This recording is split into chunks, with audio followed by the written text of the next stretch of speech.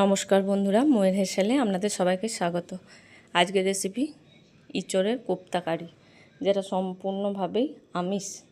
আমার চ্যানেলে আছে ইঁচড়ের কোপ্তা রেসিপি, যেটা সম্পূর্ণ নিরামিষ।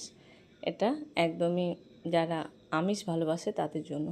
তো প্রথমে ইঁচড়কে লবণ আর হলুদ দিয়ে কুকারে সিদ্ধ করেছি, তারপর জল ঝরিয়ে রেখে জলটা সম্পূর্ণ ঝরে গেলে ইঁচড়গুলোকে একটা বাটির মধ্যে নিয়ে ম্যাশ করে নিয়েছি।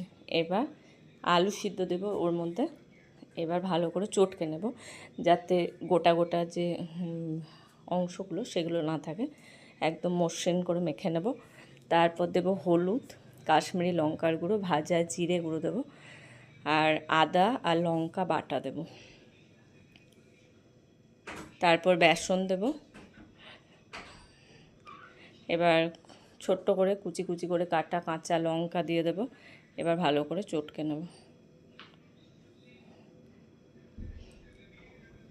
এবার ভালো করে মেখে নেওয়ার পর এর মধ্যে পরিমাণ মতো লবণ দেব।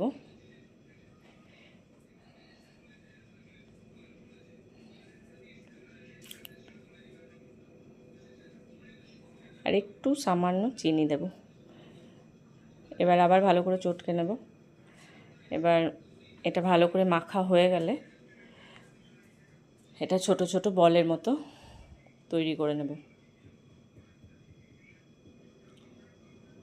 এটা ইচ্ছে হলে যদি মনে হয় খুব বেশি একটা ঢিলা হয়ে গেছে, তাহলে আর একটু বেসন দিতে পারেন। আমি খুব একটা বেসন এর মধ্যে ব্যবহার করিনি। তো এবার কোপ্তাগুলো করে নেব। খেতে খুবই সুস্বাদু হয়। ইঁচড় প্রথম দিকে যখন ওঠে, নতুন ওঠে, তখন ইঁচড়ের তরকারি যতটা ভালো লাগে, তারপর যত কোয়াগুলো মোটা হয়ে যায় বা ইঁচড় একটু বড় হয়ে যায়, তখন কিন্তু ইঁচড়ের তরকারিটা অত ভালো লাগে না। এরকমভাবে কোপ্তা বানিয়ে খেতে কিন্তু অসাধারণ লাগে। একটু ইউনিকও হয়, মুখের স্বাদও বদল হয়, আর ইঁচড়ও খাওয়া হয় বেশ অন্যরকমভাবে। তো এরকমভাবে কোপ্তাগুলো বানিয়ে নিয়েছি। আর একটা পেস্ট করে রাখবো। তার মধ্যে একটা মিক্সিং জারের মধ্যে পেঁয়াজ দিয়েছি, কাঁচা পাকা লঙ্কা দিয়েছি, কাজু দিয়েছি, রসুন দিয়েছি। এটা দিয়ে একটা পেস্ট বানিয়ে রাখবো। এবার কড়াইয়ে সর্ষের তেল গরম করে ওর মধ্যে কোপ্তাগুলোকে ভেজে নেব।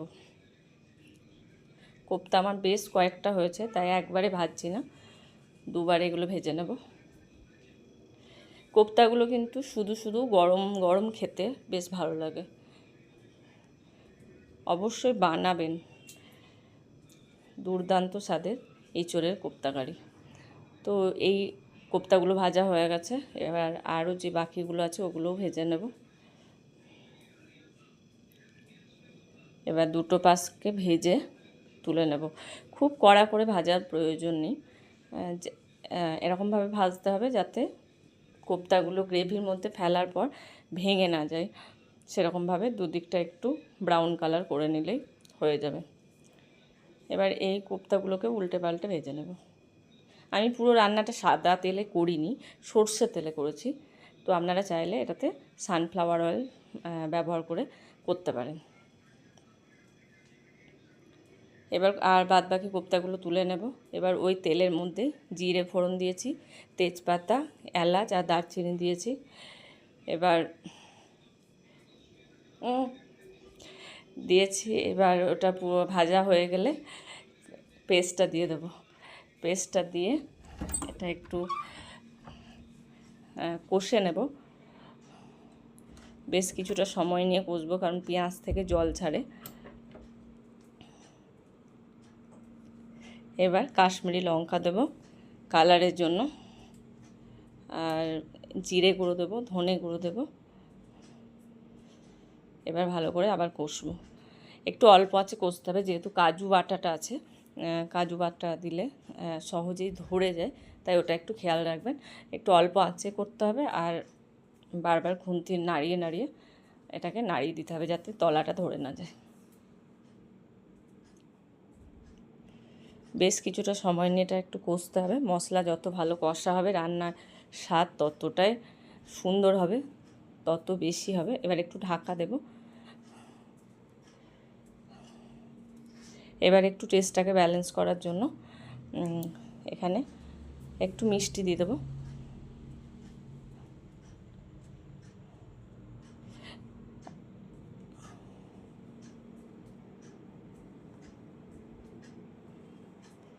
এবার মশলাটা কষা হয়ে গেছে, এবার গরম জল দিয়ে দেবো।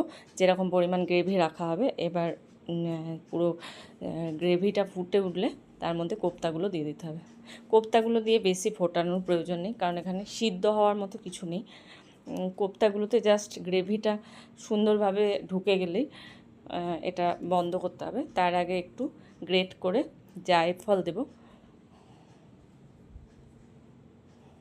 ইচ্ছে হলে একটু গাওয়া ঘি দিতে পারেন, তবে এটা যেহেতু আমি পুরোপুরি আমিষ করেছি, তাই আমি এখানে গাওয়া ঘিটা ব্যবহার করিনি। দেখুন একদম ইঁচড়ে কোপ্তাকারি রেডি হয়ে গেছে। এটা একদমই গরম আছে, তাই গ্রেভিটা একটু বেশি লাগছে। এটা যখন ঠান্ডা হয়ে যাবে, গ্রেভিটা আরও ঘন হয়ে যাবে। তো ভিডিওটি ভালো লাগলে লাইক করবেন, শেয়ার করবেন। রেসিপি